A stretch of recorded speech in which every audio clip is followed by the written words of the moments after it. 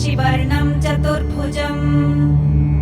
प्रसन्नवदनं ध्यायेत् सर्वविघ्नोपशान्तये यस्य द्विरदवक्त्राद्याः परिषद्याः परःशतम् विघ्नं निघ्नन्ति सततं विश्वक्सेनं तमाश्रये व्यासं वसिष्ठनप्तारं शक्तेः पौत्रमकल्मषम् पराशरात्मजं वन्दे शुकतातं तपोनिधिम् व्यासाय विष्णुरूपाय व्यासरूपाय विष्णवे नमो वै ब्रह्मनिधये वासिष्ठाय नमो नमः अविकाराय शुद्धाय नित्याय परमात्मने सदैकरूपरूपाय विष्णवे सर्वजिष्णवे यस्य स्मरणमात्रेण जन्म संसारबन्धनात् विमुच्यते नमस्तस्मै विष्णवे प्रभविष्णवे ॐ नमो विष्णवे प्रभविष्णवे श्रीवैशम्पायन उवाच श्रुत्वा धर्मानशेषेण पावनानि च सर्वशः युधिष्ठिरः शान्तनवं पुनरेवाभ्यभाषत युधिष्ठिर उवाच किमेकं दैवतं लोके किं वाप्येकं परायणम् स्तुवन्तः कं कमर्चन्तः प्राप्नुयुर्मानवाः शुभम्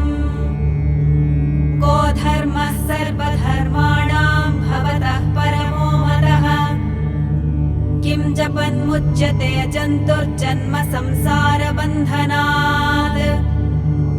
श्रीभीष्म उवाच जगत्प्रभुं देवदेवमनन्तं पुरुषोत्तमम् स्तुवन्नाम सहस्रेण पुरुषः सततोत्थितः तमेव चार्चयन् नित्यं भक्त्या पुरुषमव्ययम् ध्यायन् स्तुवन्नमस्यंश्च यजमानस्तमेव च अनादिनिधनं विष्णुं सर्वलोकमहेश्वरम्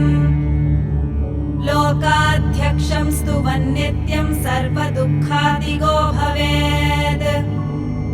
ब्रह्मण्यं सर्वधर्मज्ञं लोकानां कीर्तिवर्धनम् लोकनाथं महद्भूतं सर्वभूतभवोद्भवम् एष मे सर्वधर्माणां धर्मोऽधिकतमो मतः यद्भक्त्या पुण्डरीकाक्षं स्तवैरर्च्यन्नरः सदा परमं यो महत्तेजः परमं यो महत्तपः परमं यो महद्ब्रह्म परमं यः परायणम् पवित्राणां पवित्रं यो मङ्गलानां च मङ्गलम् दैवतं देवतानां च भूतानां यो ययः पिता यतः सर्वाणि भूतानि भवन्त्यादियुगागमे यस्मिंश्च प्रलयं यान्ति पुनरेव युगक्षये तस्य लोकप्रधानस्य जगन्नाथस्य भूपते विष्णोर्नाम सहस्रं मे शृणु पापभयापहम् यानि नामानि गौणानि विख्यातानि महात्मनः ऋषिभिः परिगीतानि तानि वक्ष्यामि भूतये ऋषिर्नाम्नां सहस्रस्य वेदव्यासो महामुनिः छन्दोऽनुष्टुप् तथा देवो भगवान् देवकीसुतः अमृतांशुद्भवो बीजं शक्तिर्देवकीनन्दनः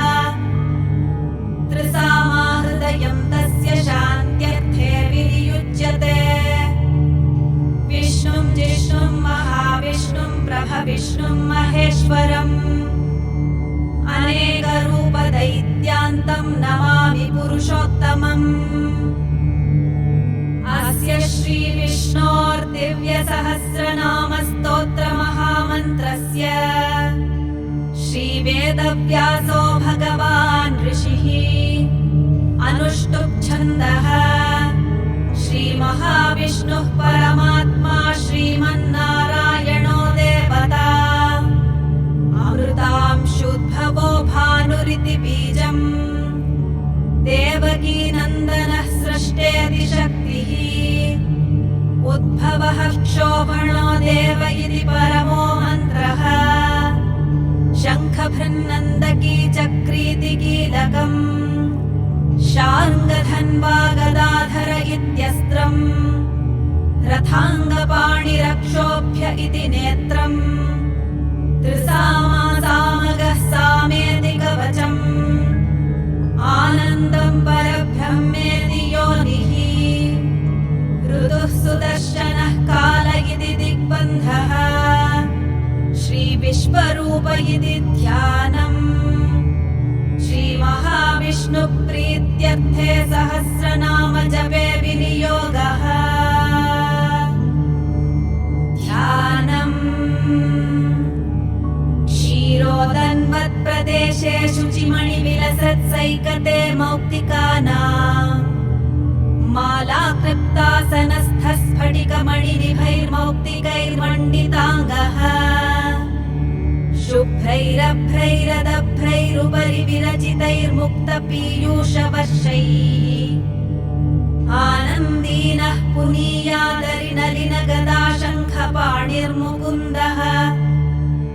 भूः पादौ यस्य नाभिर्वियदसुरनिलश्चन्द्रसूर्यौ च नेत्रे कर्णावाशाः शिरोद्यौर्मुखमपि दहनो यस्य वास्तेयमब्धिः अन्तस्थं यस्य विश्वं सुरनरखगोभोदिगन्धर्वदैत्यैः चित्रं रं रम्यते तं त्रिभुवनवपुषं विष्णुमीशं नमामि। ॐ नमो भगवते वासुदेवाय। शान्ताकारं भुजगशयनं पद्मनाभं सुरेशं विश्वाधारं गगनसदृशं मेघवर्णं शुभाङ्गम् लक्ष्मीकान्तं कमलनयनं योगिहृद्ध्यानगम्यम् वन्दे विष्णुं भवभयहरं सर्वलोकैकनाथम् मेघश्यामं पीतकौशेयवासं श्रीवत्साङ्गं कौस्तुभोद्भासिताङ्गम् पुण्योपेतं पुण्डरीकायताक्षं विष्णुं वन्दे सर्वलोकैकनाथम् नमः समस्तभूतानामादिभूताय भूभृते अनेकरूपरूपाय विष्णवे प्रभविष्णवे सशङ्खचक्रं सकिरीटकुण्डलं सपीतवस्त्रं सरसीरुहेक्षणम् सहारवक्षस्थलशोभिकौस्तुभं नमामि विष्णुं शिरसा चतुर्भुजम् छायायां पारिजातस्य हेमसिंहासनोपरि आसीनमम्बुदश्याममायताक्षमलङ्कृतम् चन्द्राननं चतुर्बाहुं श्रीवत्साङ्कितवक्षसम् रुक्मिणी सत्यभामाभ्यां सहितं कृष्णमाश्रये।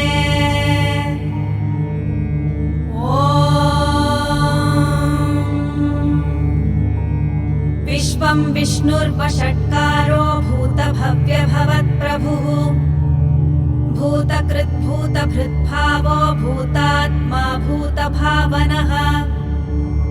भूतात्मा परमात्मा च मुक्तानां परमागतिः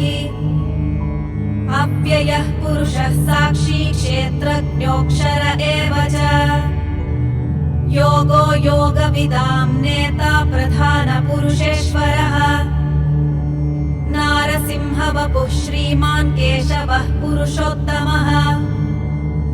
सर्वः शर्वः शिवस्थाणुर्भूतादिर्निधिरव्ययः सम्भवो भावनो भर्ता प्रभवः प्रभुरीश्वरः स्वयंभूः शम्भुरादित्यः पुष्कराक्षो महास्वनः अनादिनिधनो धाता विधाता धातुरुत्तमः अप्रमेयो हृषीकेशः पद्मनाभोऽमरप्रभुः विश्वकर्मा मनुस्त्वष्टा स्थविष्ठः स्थविरो ध्रुवः अग्राह्यः शाश्वतः कृष्णो लोहिताक्षः प्रदर्दनः प्रभूतस्त्रिककुब्धाम पवित्रं मङ्गलं परम् ईशानः प्राणदः प्राणो ज्येष्ठः श्रेष्ठः प्रजापतिः हिरण्यगर्भो भूगर्भो माधवो मधुसूदनः ईश्वरो विक्रमी धन्वी मेधावी विक्रमः क्रमः अनुत्तमो दुराधश्च कृतज्ञः कृतिरात्मवान् सुरेशः शरणं शर्म विश्वरेताः प्रजाभवः अहः संवत्सरो व्यालः प्रत्ययः सर्वदर्शनः अजः सर्वेश्वरः सिद्धः सिद्धिः सर्वादिरच्युतः वृषा कपिरमेयात्मा सर्वयोगविनिःसृतः वसुर्वसुमनाः सत्यः समात्मा संवितः समः अमोघः पुण्डरीकाक्षो वृषकर्मा वृषाकृतिः रुद्रो बहुशिरा बभ्रुर्विश्वयोनिःशुचिश्रवाः अमृतश्शाश्वतस्थाणुर्परारोहो महातपाः सर्वगः सर्वविद्भानुर्विश्वक्सेनो जनार्दनः वेदो वेदविदव्यङ्गो वेदाङ्गो वेदवित्कविः लोकाध्यक्षः सुराध्यक्षो धर्माध्यक्षः कृताकृतः चतुरात्मा चतुर्व्यूहश्चतुर्दंष्ट्रश्चतुर्भुजः भ्राजिष्णुर्भोजनं भोक्ता सहिष्णुर्जगदादिजः अनघो विजयो जेता विश्वयोनिः पुनर्वसुः उपेन्द्रो वामनः प्रांशुः अमोघः शुचिरूर्जितः अतीन्द्रः सङ्ग्रहः सर्गो धृतात्मा नियमो यमः वेद्यो वैद्यः सदा योगी वीरः माधवो मधुः अतीन्द्रियो महामायो महोत्साहो महाबलः महाबुद्धिर्महावीर्यो महाशक्तिर्महाद्युतिः अनिर्देश्य वपुः श्रीमान् अमेयात्मा महात्रिधृक् महेश्वासो महीभर्ता श्रीनिवासः सताङ्गतिः अनिरुद्धः सुरानन्दो गोविन्दो गोविदाम्पतिः मरीचिर्दमनोहंसः सुवर्णो भुजगोत्तमः हिरण्यनाभः सुतपाः पद्मनाभः प्रजापतिः अमृत्युः सर्वदृक्सिंहः सन्धाता सन्धिमा स्थिरः अजो दुर्मर्षणः शास्ता विश्रुतात्मा सुरारिः गुरुर्गुरुतमो धाम सत्यः सत्यपराक्रमः निमिषो निमिषस्रग्वी वाचस्पतिरुदारधीः अग्रणीर्ग्रामणी श्रीमान् न्यायो नेता समीरणः सहस्रमूर्धा विश्वात्मा सहस्राक्षः सहस्रपाद आवर्तनो निवृत्तात्मा संवृतः सम्प्रमर्दनः अहः संवर्तको वह्निरनिरोधरणीधरः सुप्रसादः प्रसन्नात्मा विश्वधृक् विश्वभुग्विभुः सत्कर्ता सत्कृतः साधुर्जह्नुर्नारायणो नरः असङ्ख्येयो प्रमेयात्मा विशिष्टः शिष्टकृच्छुचिः सिद्धार्थसिद्धसङ्कल्पः सिद्धिदः सिद्धिसाधनः वृषाही वृषभो विष्णुर्वृषपर्वा वृषोदरः वर्धनो वर्धमानश्च विविक्तः श्रुतिसागरः सुभुजो दुर्धरो वाग्मी महेन्द्रो वसुदो वासुः नैकरूपो बृहद्रूपः शिबिविष्टः प्रकाशनः ओजस्तेजोद्युतिधरः प्रकाशात्मा प्रतापनः वृत्तः स्पष्टाक्षरो मन्त्रश्चन्द्रांशुर्भास्करद्युतिः अमृतांशूद्भवो भानुः शशबिन्दुः सुरेश्वरः औषधं जगतः सेतुः सत्यधर्मपराक्रमः भूतभव्यभवन्नाथः पवनः पावनो नलः कामः कामकृत्कान्तः कामः कामप्रदः प्रभुः युगादिकृत्युगावर्तो नैकमायो महाशनः अदृश्यो व्यक्तरूपश्च सहस्रचिदनन्तचित् इष्टो विशिष्टः शिष्टेष्टः शिखण्डी नहुषो वृषः क्रोधः क्रोधकृत्कर्ता विश्वबाहुर्महीधरः अच्युतः प्रथितः प्राणः प्राणदो वासवानुजः अपानिधिरधिष्ठानमप्रमत्तः प्रतिष्ठितः स्कन्दस्कन्दधरो धुर्यो वरदो वायुवाहनः वासुदेवो बृहद्भानुरादिदेवः पुरन्दरः अशोकस्तारणस्तारः शूरः शौरिर्जनेश्वरः अनुकूलः शतावर्तः पद्मी पद्मनिभेक्षणः पद्मनाभोरविन्दाक्षः पद्मगर्भः शरीरभृत् महर्तिर्वृद्धो वृद्धात्मा महाक्षो गरुडध्वजः अतुलः शरभो भीमः समयज्ञो हविर्हरिः सर्वलक्षणलक्षण्यो लक्ष्मीवान् समितिञ्जयः विक्षरो रोहितो मार्गो हेतुर्दामोदरः सहः महीधरो महाभागो वेगवानमिताशनः उद्भवः क्षोभणो देवः श्रीगर्भः परमेश्वरः करणं कारणं कर्ता विकर्ता गहनो गुहः व्यवसायो व्यवस्थानः संस्थानस्थानदो ध्रुवः परर्तिः परमस्पष्टः तुष्टः पुष्टः शुभेक्षणः रामो विरामो विरतो मार्गो नेयो नयोनयः वीरः शक्तिमतां श्रेष्ठो धर्मो धर्मविदुत्तमः वैकुण्ठः पुरुषः प्राणः प्राणदः प्रणवः पृथुः हिरण्यगर्भः शत्रुघ्नो व्याप्तो वायुरथोक्षजः ऋतुः सुदर्शनः कालः परमेष्ठी परिग्रहः उग्रः संवत्सरो दक्षो विश्रामो विश्वदक्षिणः विस्तारस्थावरस्थाणुः प्रमाणं बीजमव्ययम् अर्थोऽनर्थो महाकोशो महाभोगो महाधनः अनिर्विण्णस्तविष्ठो भूर्धर्मयूपो महामखः नक्षत्रनेमिर्नक्षत्री क्षमः क्षामः समीहनः यज्ञ इत्यो महेज्यश्च क्रतुः सत्रं सताङ्गतिः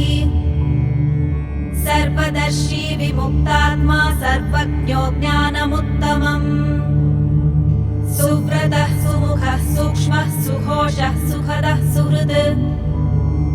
मनोहरो जितक्रोधो वीरबाहुर्विदारणः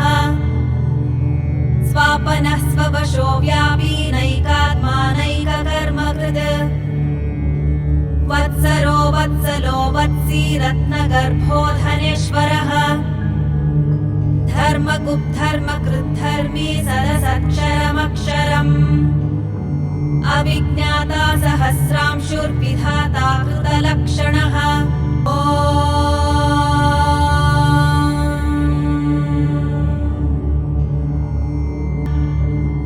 गभस्तिनेमिः सत्त्वस्तः सिंहो भूतम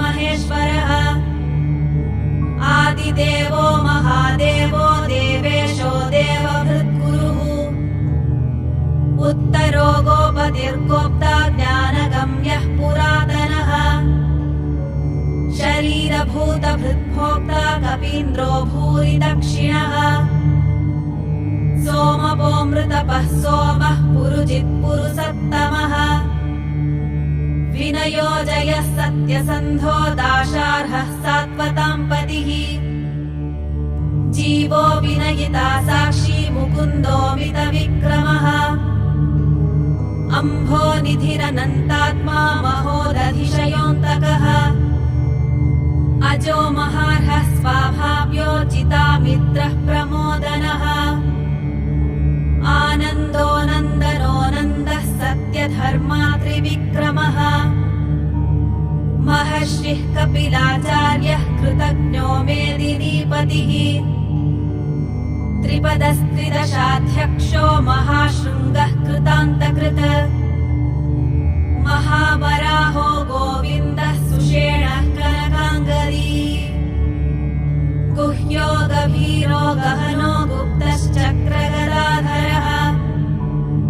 वेदास्वाङ्गोदितः कृष्णो दृढः सङ्कर्षणोच्युतः वरुणो वारुणो वृक्षः पुष्कराक्षो महामनाः भगवान् भगहानन्दी वनमाली हलायुधः आदित्यो ज्योतिरादित्यः सहिष्णुर्गतिसत्तमः सुधन्वा खण्डपरशुर्दारुणो द्रविणप्रदः दिवि स्पृक्सर्पदृग्व्यासो वाचस्पतिरयोनिजः त्रिसामासामगः सामनिर्वाणं भेषजं हिषग सन्न्यासकृच्छमः शान्तो निष्ठा शान्तिः परायणम् शुभाङ्गः शान्तिदः स्रष्टा कुमुदः कुवलेशयः गोहितो गोपतिर्गोप्ता वृषभाक्षो वृषप्रियः अनिवर्ती निवृत्तात्मा संक्षेप्ताक्षेमकृच्छिवः श्रीवत्सवक्षाः श्रीवासः श्रीपतिः श्रीमताम्बरः श्रीदः श्रीशः श्रीनिवासः श्रीनिधिः श्रीविभावनः श्रीहरः श्रीकरः श्रेयः श्रीमाल्लोकत्रयाश्रयः स्वक्षः स्वङ्गः शतानन्दो नन्दिर्ज्योतिर्गणेश्वरः विजितात्मा विधेयात्मा सत्कीर्तिश्चिन्न संशयः उदीर्णः सर्वतश्चक्षुरनीशः शाश्वतस्थिरः भूषयो भूषणो भूतिर्विशोकः शोकनाशनः अर्चिष्मानर्चितः कुम्भो विशुद्धात्मा विशोधनः अनिरुद्धो प्रतिरथः प्रद्युम्नोऽमितविक्रमः कालनेमिनिहावीरः शौरिः शूरजनेश्वरः त्रिलोकात्मा त्रिलोकेशः केशवः केशिहा हरिः कामदेवः कामपालः कामीकान्तः कृतागमः अनिर्देश्य वपुर्विष्णुः वीरोऽनन्तो धनञ्जयः ब्रह्मण्यो ब्रह्मकृद्ब्रह्मा ब्रह्म ब्रह्मविवर्धनः ब्रह्मविद्ब्राह्मणो ब्रह्मी ब्रह्मज्ञो ब्राह्मणप्रियः महाक्रमो महाकर्मा महातेजा महोरगः महाक्रतुर्महायज्वा महायज्ञो महाहविः स्तव्यस्तव प्रियस्तोत्रं स्तुतिस्तोतारणप्रियः पूर्णः पूरयिता पुण्यः पुण्यकीर्तिरनामयः मनोजवस्तीर्थकरो वसुरेता वसुप्रदः वसुप्रदो वासुदेवो वसुर्वसुमनाहविः सद्गतिः सत्कृतिः सत्ता सद्भूतिः सत्परायणः शूरसेनो यदुश्रेष्ठः सन्निवासः सुयामुनः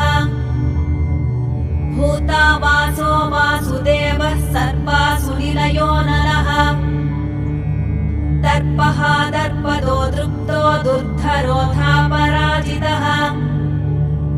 विश्वमूर्तिर्महामूर्तिः दीप्तमूर्तिरमूर्तिमान् अनेकमूर्तिरव्यक्तः शतमूर्तिः शताननः एकोनैकः सवः कः किं यत्तत्पदमनुत्तमम् लोकबन्धुर्लोकनाथो माधवो भक्तवत्सलः सुवर्णवर्णो हेमाङ्गो वराङ्गश्चन्दनाङ्गदी वीरः विषमः शून्यो हृदाशीरजलश्चलः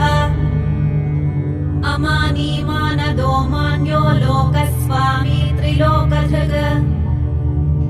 सुमेधा मेधजो धन्यः सत्यमेधाधराधरः तेजो वृषोद्युतिधरः सर्वशस्त्रभृताम्बरः प्रग्रहो निग्रहो व्यग्रो नैकशृङ्गो गदाग्रजः चतुर्मूर्तिः चतुर्बाहुः चतुर्व्यूहः चतुर्गतिः चतुरात्मा चतुर्भावः चतुर्वेदविदेकपात् समावर्तो निवृत्तात्मा दुर्जयो दुरतिक्रमः दुर्लभो दुर्गमो दुर्गो दुरावासो दुरारिहा शुभाङ्गो लोकसारङ्गः सुतन्तुस्तन्तुवर्धनः इन्द्रकर्मा महाकर्मा कृतकर्मा कृतागमः उद्भवः सुन्दरः सुन्दो रत्ननाभः सुलोचनः अर्को वाजसनः शृङ्गी जयन्तः सर्वविजयी सुवर्णबिन्दुरक्षोभ्यः सर्वभागीश्वरेश्वरः महाहृदो महागर्तो महाभूतो महानिधिः कुमुदः कुन्दरः कुन्दः पर्जन्यः पावनोऽनिलः अमृताशोऽमृतवपुः सर्वज्ञः सर्वतोमुखः सुलभः सुव्रतः सिद्धः शत्रुजिच्छत्रुतापनः न्यक्रोधोदुम्बरोऽश्वत्थः चाणूरान्ध्रनिषूदनः सहस्रार्चिः सप्तजिह्वः सप्तैदाः सप्तवाहनः अमूर्तिरनघो चिन्त्यो भयकृद्भयनाशनः अणुर्बृहत्कृशः स्थूलो गुणभृन्निर्गुणो महान् अधृतः स्वधृतः स्वास्यः प्राग्वंशो वंशवर्धनः हारभृत्कथितो योगी योगीशः सर्वकामदः आश्रमः श्रमणः क्षामः सुपर्णो वायुवाहनः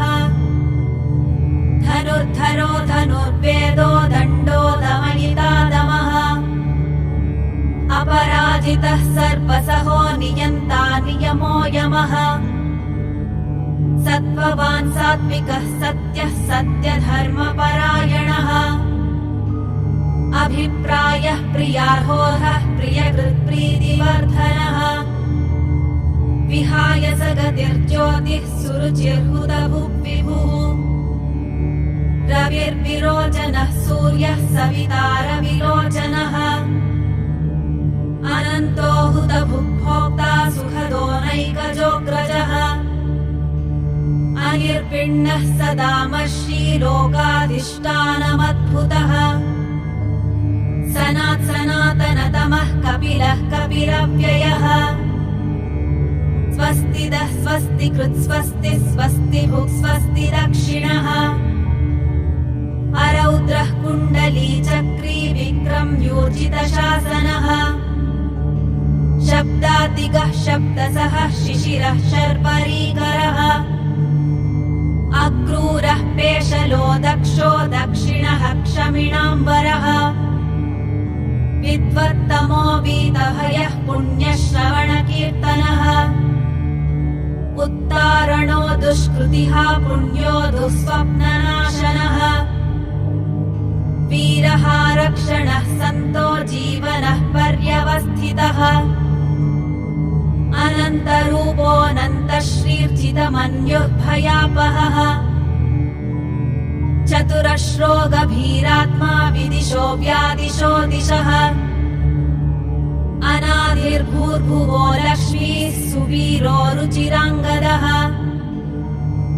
जननो जनजन्माधिर्भीमो भीमपराक्रमः आधारनिलयो धाता पुष्पहासः प्रजागरः ऊर्ध्वगः सत्पथाचारः प्राणदः प्रणवः पणः प्रमाणं प्राणनिलयः प्राणभृत् प्राणजीवनः तत्त्वं तत्त्वविदेकात्मा जन्म मृत्युजरादिगः भूर्भुवः स्वस्तरुस्तारः सविता प्रपितामहः यज्ञो यज्ञपतिर्यज्वा यज्ञाङ्गो यज्ञवाहनः यज्ञभृत्यज्ञकृत्यग्नि यज्ञभुग्यज्ञसाधनः यज्ञान्तकृत्यज्ञगुह्यमन्नमन्नाद एव च आत्मयोनिः स्वयं जातो वैकानः सामगायनः देवकी नन्दनः स्रष्टा क्षितीशः पापनाशनः शङ्खभृन्नन्दकी चक्रीशार्ङ्गधन्वा गदाधरः रथाङ्गपाणिरक्षोभ्यः सर्वप्रहरणायुधः श्रीसर्वप्रहरणायुधः ॐ नम इति वनमाली गदीशार्गी शङ्खी चक्री च नन्दकी श्रीमान्नारायणो विष्णुर्वासुदेवोऽभिरक्षतु वनमाली गदीशार्गी शङ्खी चक्री च नन्दकी श्रीमान्नारायणो विष्णुर्वासुदेवोऽभिरक्षतु वनमाली गदीशार्गी शङ्खी चक्री च नन्दकी श्रीमान्नारायणो विष्णुर्वासुदेवोऽभिरक्षतु श्रीवासुदेवोऽभिरक्षतु ॐ नम इतीदं कीर्तनीयस्य केशवस्य महात्मनः नाम्नां सहस्रं दिव्यानामशेषेण प्रकीर्तितम् य इदं शृणुयान्नित्यं यश्चापि परिकीर्तयेत् नाशुभं प्राप्नुयात् किञ्चित् सोमुत्रेह च मानवः वेदान्तको ब्राह्मणः स्यात् क्षत्रियो विजयी भवेत् वैश्यो धनसमृद्धः स्यात् शूद्रः सुखमवाप्नुयात् धर्मार्थी प्राप्नुयात् धर्ममर्थार्थी चार्थमाप्नुयात् कामानवाप्नुयात् कामी प्रजार्थी चाप्नुयात् प्रजाः भक्तिमान् यः सदोत्थाय शुचिस्तद्गतमानसः सहस्रं वासुदेवस्य नाम्नामेतत् प्रकीर्तयेत् यशः प्राप्नोति विपुलं याति प्राधान्यमेव च अचलां श्रियमाप्नोति श्रेयः प्राप्नोत्यनुत्तमम् न भयं क्वचिदाप्नोति वीर्यं तेजश्च विन्दति भवत्यरोगो द्युतिमान् बलरूपगुणान्वितः रोगार्तो मुच्यते रोगात् बद्धो मुच्येत बन्धनात् भयान्मुच्येत भीतस्तु मुच्येतापन्न आपदः दुर्गाण्यतितरत्याशु पुरुषः पुरुषोत्तमम् स्तुवन्नाम सहस्रेण नित्यं भक्तिसमन्वितः वासुदेवाश्रयो मर्त्यो वासुदेवपरायणः सर्वपापविशुद्धात्मा याति ब्रह्म सनातनम् न वासुदेवभक्तानामशुभं विद्यते क्वचित् जन्म मृत्युजरा व्याधि भयं नैवोपजायते इमं स्तवमधीयानः श्रद्धा भक्तिसमन्वितः युज्येतात्मसुखक्षान्तिः श्रीधृतिस्मृतिकीर्तिभिः न क्रोधो न च मात्सर्यं न लोभो नाशुहा मतिः भवन्ति कृतपुण्यानां भक्तानां पुरुषोत्तमे द्यौः स चन्द्रार्कनक्षत्राखं दिशो भूर्महोदधिः वासुदेवस्य वीर्येण विधृतानि महात्मनः ससुरासुरगन्धर्वं स यक्षोरगराक्षसम् जगद्वशे वर्ततेदं कृष्णस्य सचराचरम् इन्द्रियाणि मनोबुद्धिः सत्त्वं तेजो बलं धृतिः वासुदेवात्मकान्याहुः क्षेत्रं क्षेत्रज्ञ एव च सर्वागमानामाचारः प्रथमं परिकल्पते आचारप्रभवो धर्मो धर्मस्य प्रभुरच्युतः ऋषयः पितरो देवा महाभूतानि धातवः जङ्गमाजङ्गमं चेदं जगन्नारायणोद्भवम् योगो ज्ञानं तथा साङ्ख्यं विद्याः शिल्पादिकर्म च वेदाः शास्त्राणि विज्ञानमेतत् सर्वं जनार्दनात् एको विष्णुर्महद्भूतं पृथग्भूतान्यनेकशः त्रिलोकान् व्याप्य भूतात्मा भुङ्क्ते विश्वभुगव्ययः इमं स्तवं भगवतो विष्णोर्व्यासेन कीर्तितम् पठेद्य इच्छेत् पुरुषः श्रेयः प्राप्तुं सुखानि च विश्वेश्वरमजं देवं जगतः प्रभुमव्ययम् भजन्ति ये पुष्कराक्षं न ते यान्ति पराभवम् न ते यान्ति पराभवम् ॐ नमः इति